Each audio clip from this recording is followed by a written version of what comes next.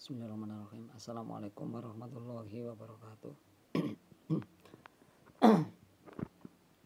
Alhamdulillahirrahmanirrahim. Apa kabar semua Bapak Ibu Guru dimanapun berada? Semoga kita semua selalu dalam lindungan Allah Subhanahu wa Ta'ala. Amin. Di video kali ini mengenai soal-soal P3K teknis PHI untuk menambah pembelajaran ya, untuk menambah belajar ya, bagi Bapak Ibu Guru. Semoga bermanfaat. Amin ya rabbal alamin. Dan juga Bapak Ibu Guru untuk terus mengecek mengenai perkembangan informasi P3K tahap 3. Silakan ya. Dan bertanya-tanya kepada teman-teman, kepada rekan-rekan Bapak Ibu Guru mengenai informasi tahap 3 ini. Gitu ya. Yang penting untuk terus bersemangat ya. Yang pertama berdoa kepada Allah Subhanahu wa Ta'ala, yang kedua minta doa, minta restu kepada orang tua ya. Terus kepada rekan-rekan ya, teman-teman ya. Terus berikhtiar, terus bertawakal kepada Allah Subhanahu wa Ta'ala. Semoga apa yang Bapak Ibu Guru inginkan, apa yang Bapak Ibu Guru doakan, Allah Subhanahu wa Ta'ala mengabulkan. Amin. Bagi yang baru tahu channel ini, silakan bantu subscribe ya, like, share. Semoga bermanfaat. Baik, sebelum mulai soal yang nomor 1, sebelum dimulai, marilah diawali dengan berdoa terlebih dahulu. Bismillahirrahmanirrahim. Rabbi zidni ilma warzuqni fahma.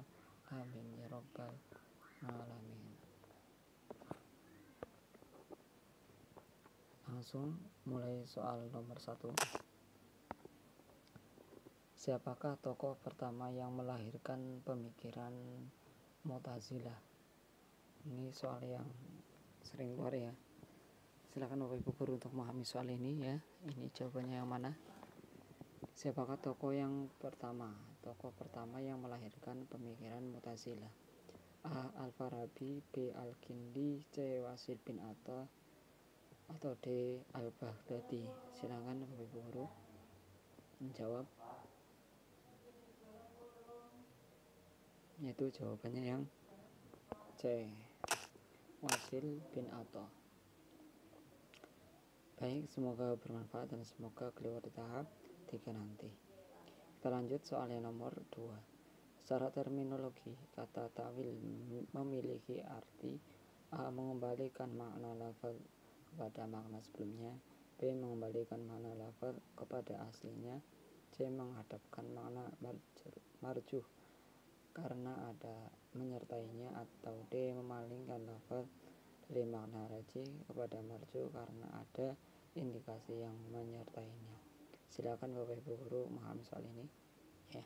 Ini soal yang tidak asing ya, yang sering keluar juga ya. Silakan Bapak Ibu Guru menjawab. Apa yang A, apa yang B, atau yang D? Jawabannya yang B. Yang B, yang mengembalikan makna lafaz kepada aslinya, itu takwil ya. Baik, semoga bermanfaat dan semoga keluar di tahap 3 nanti. Kita langsung lanjut ke soal yang nomor 3.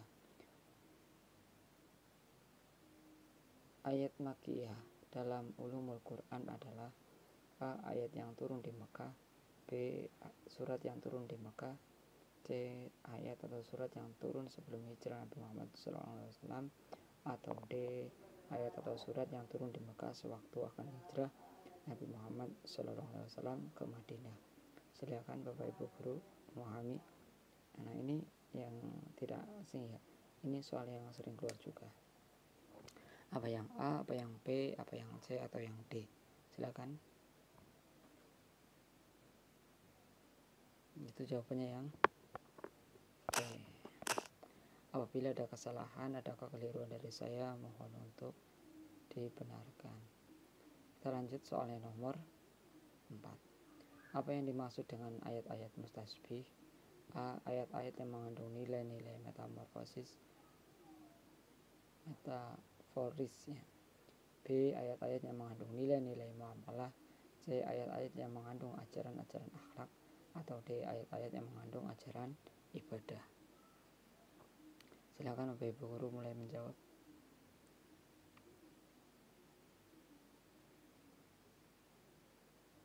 Itu jawabannya yang nomor 4, yaitu yang A, ya. Itu. Baik, semoga bermanfaat dan semoga keluar di tahap 3 nanti. Kita langsung lanjut soal yang nomor 5. Saat kiamat, manusia dikumpulkan di A. Padang Arafah, B. Padang pasir, C. Mekah, atau D. Padang Mahsyar. Ini soal yang gampang ya. Maksudnya pastinya Bapak Ibu guru sudah paham ya, sudah gampang ya Bapak Ibu ya. Ini soal yang mudah ya, maksudnya soal yang gampang dipahami gitu ya. Itu pastinya Bapak Ibu guru juga sudah paham ya mengenai ini. Pastinya sudah banyak yang paham ya. Saat kiamat manusia itu dikumpulkan di mana?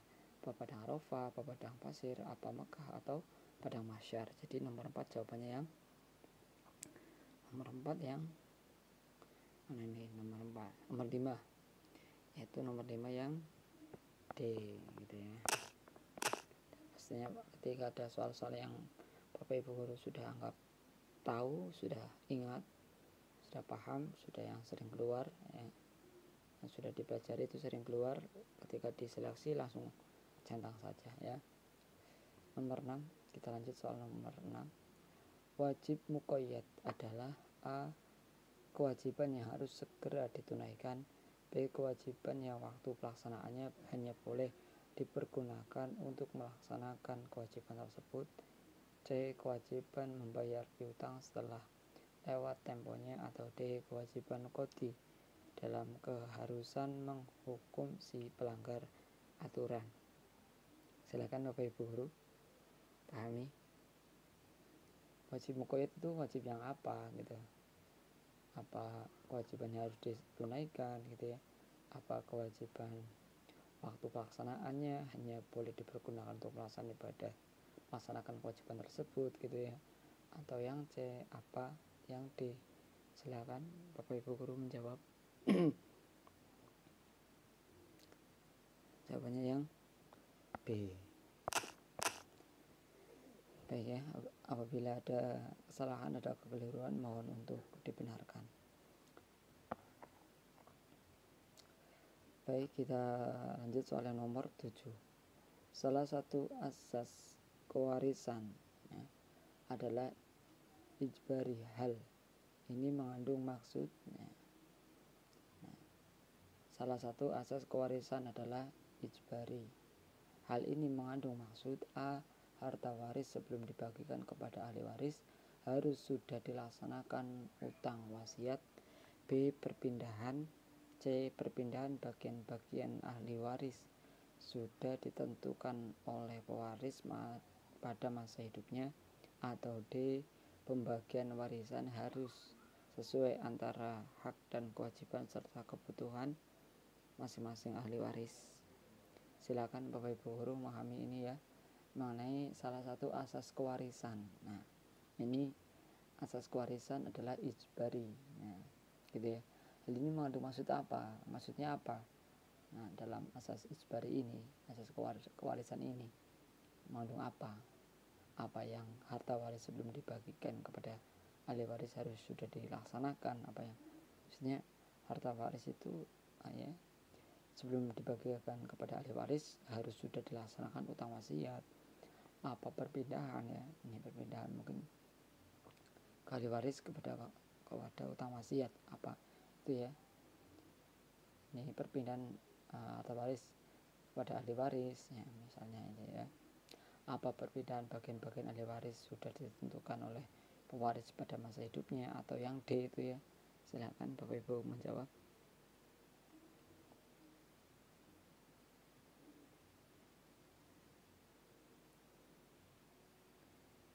Yaitu nomor 7 jawabannya yang A. Baiknya kita lanjut soal yang nomor 8. Di bawah ini yang bukan termasuk perbuatan syirik adalah a. Berziarah kubur dan mendoakan agar dosa si mayit diampuni oleh Allah Subhanahu wa taala. B. Meminta bantuan dukun.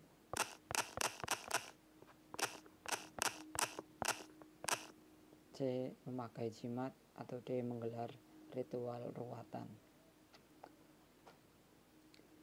Jadi nomor 8 ini, di bawah ini yang bukan termasuk perbuatan syirik apa berziarah kubur agar mendoakan doa si mati diampuni oleh Allah Subhanahu wa taala gitu ya. Apa yang B, apa yang C, atau yang D? Pastinya Bapak Ibu guru sudah paham ya mengenai soal ini ya. Jadi nomor 8 jawabannya yang A. Kita lanjut soal yang nomor 9. Menurut para ahli tafsir, berapa jumlah ayat-ayat Al-Quran diperkirakan? A. 6.236, B. 6.666, C. 6.576, atau D. 6.866. Silakan Bapak Ibu guru menjawab. Ini soal yang sering keluar ya, yang keluar di tahap 1 ini ya. Ini silakan juga, maksudnya silakan Bapak Ibu guru juga untuk bertanya-tanya kepada teman-teman, kepada rekan-rekan Bapak Ibu guru mengenai soal yang keluar ya, atau materi-materi soal-soal ya mengenai tes tahap 3, mengenai tes P3K khususnya teknis PAI. Di nomor 9 apa jawabannya Bapak Ibu? Apa yang A, apa yang B, apa yang D? Apa yang A, apa yang B, apa yang C, apa yang D? Yaitu 6.236.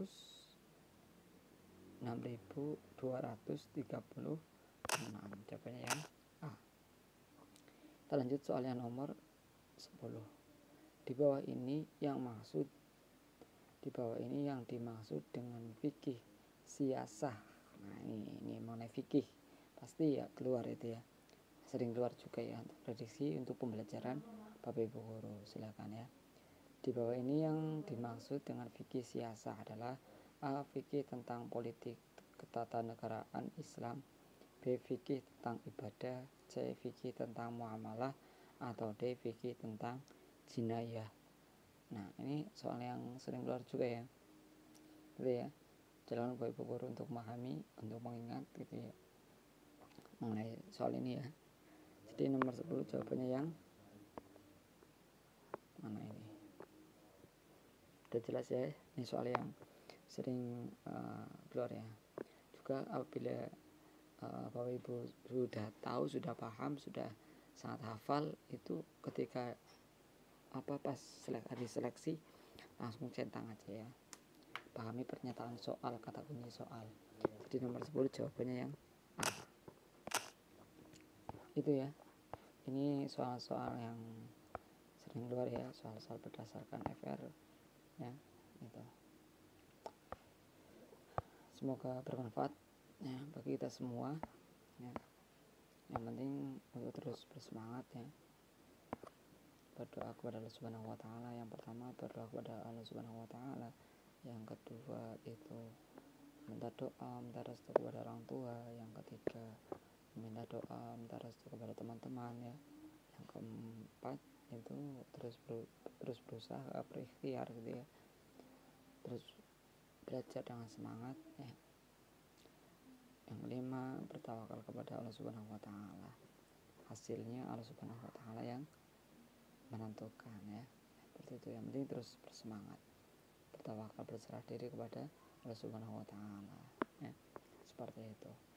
Semoga apa yang Bapak Ibu guru doakan, apa yang Bapak Ibu guru hajatkan, yang diinginkan ya, Allah Subhanahu wa taala mengabulkan. Amin ya rabbal alamin.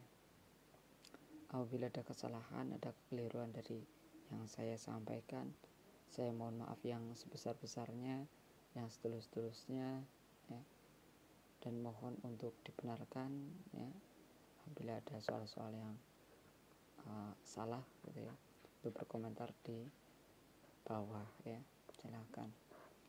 Terima kasih. Wabillahi taufiq wal hidayah. Wassalamualaikum warahmatullahi wabarakatuh.